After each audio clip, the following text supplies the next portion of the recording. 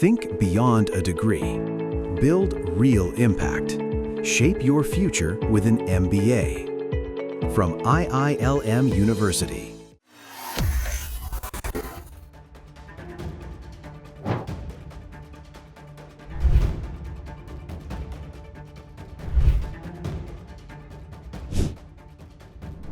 Greenland इस वक्त दुनिया का सबसे ज्यादा चर्चा वाला विषय। जी हाँ, क्योंकि अमेरिकी राष्ट्रपति ट्रंप इसको अमेरिका में मिलाने की खुली धमकी दे चुके हैं। हालांकि इसके खिलाफ खुद ग्रीनलैंड की तरफ से आवाजें भी उठ रही हैं।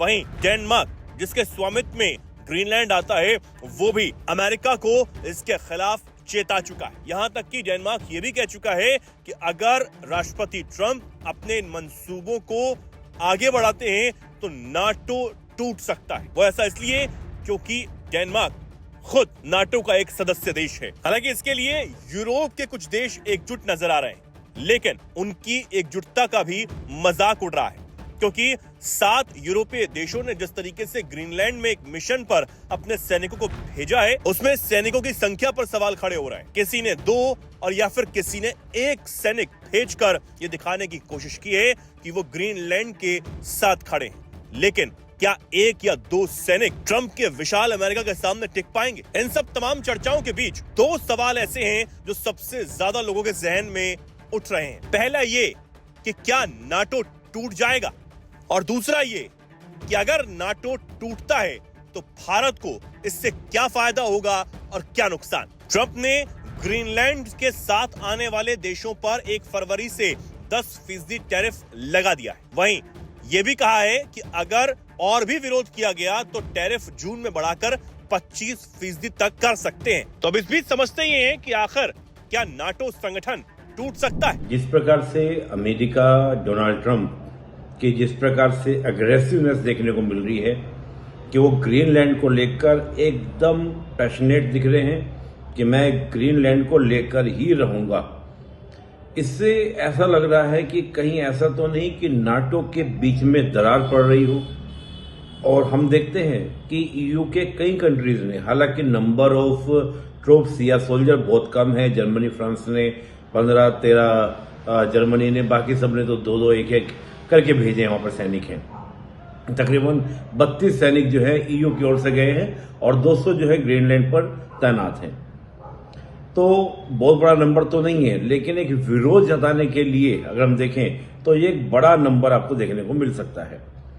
इधर क्या हो रहा है कि डोनाल्ड ट्रंप के द्वारा 10% टैरिफ और ऊपर से भी 25% की धमकी देना, कनाडा का ये कहना कि China is the better ally in the communism of the America. इसके अलावा डोनाल्ड ट्रंप का अमेरिका का नया मैप दिखाना, जिसमें कनाडा को भी शामिल करना। आपको याद होगा 51 स्टेट डिक्लेयर किया था जब जस्टिन ट्रूडो वहां पर हुआ करते थे। इसके अलावा आप देखें जो डेनमार्क का ये कहना कि नाटो बिखर जाएगा, नाटो टूट जाएगा।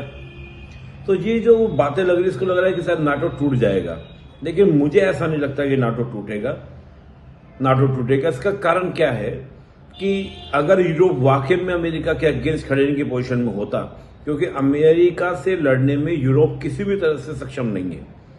सब मिल भी जाए तो भी वो अमेरिका से लड़ नहीं सकते, और अगर किसी वजह से वो हटते हैं यूरोप के देश नाटो से, तो इससे क्या होगा? इससे ये होगा कि रशिया को, चीन को आप आमंत्रित कर रहे हैं, यूरोप में नया जंग का मैदान खड़ा हो जाएगा।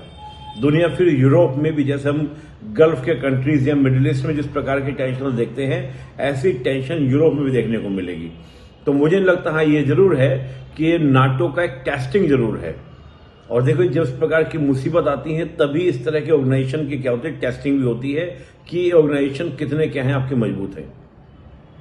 डोनाल्ड ट्रंप का ये कोर्स, ये निश्चित रूप से कि रशिया और चाइना कब्जा कर लेंगे ग्रीनलैंड को, हम इसलिए आ रहे हैं, तो ये तो आप सिक्योरिटी फोर्सेज भी भेज सकते थे, क्योंकि नाटो का आर्टिकल 5 जो है वो ये कहता है कि अगर एक देश पर हमला होता है तो वो सभी देश में बोला जाता है। तो अमेरिका नाटो की फोर्सेज भी भेज सकता था, अमेरिका के लीडरशिप में जा सकते थे। तो ये कोर्स इतना इंपॉर्टेंट नहीं है। डेफिनेटली वो ग्रीनलैंड की जो एक स्ट्रेटेजिक पोजीशन है, साथ ही ग्रीनलैंड के जो रिसोर्सेज है, साथ में वहां पे जो सबसे बड़ा क्या कह सकते हैं ड्रिंकिंग वाटर जो है, यानी कि आपका जो क्लीन वाटर है, उसका भी ये क्या है कारण है जिस पर अमेरिका कब्जा करना चाहता है। डेनमार्क 1949 से नाटो का संस्थापक सदस्य रहा है और अफगानिस्तान में भी अमेरिका के साथ मिलकर लड़ा है। ग्रीनलैंड औपचारिक तौर पर डेनमार्क का ही हिस्सा है, हालांकि 1950 के दशक से यहाँ अमेरिकी सैन्य अड्डा भी मौजूद है। चलिए अब ये भी जान लेते हैं कि नाटो के टूटने से भारत को आखिर क्या फायदे और नुकसान हो सकते हैं। तो कुछ पॉजिटिव इंपैक्ट होंगे। पॉजिटिव इंपैक्ट हम बात करें कि जो अमेरिका लेड दुनिया चलती है उससे कहीं ना कहीं रिलीफ मिलेगा, और जो अमेरिका का प्रेशर बनता है या वेस्ट का जो प्रेशर बनता है भारत के ऊपर, वो भी कहीं ना कहीं क्या होगा, रिलीज होगा। ये हम बात यहाँ पर देख सकते हैं। दूसरा हम देख सकते हैं कि जो ब्रिक्स जैसे कंट्रीज हैं वो मजबूत होंगे तो भारत का दबदबा उसके माध्यम से बढ़ेगा। जो साउथ है यानी कि जो हम साउथ पोल है, जो उसके कंट्रीज हैं, उनका दबदबा बढ़ेगा तो निश्चित रूप से भारत का दबदबा बढ़ेगा।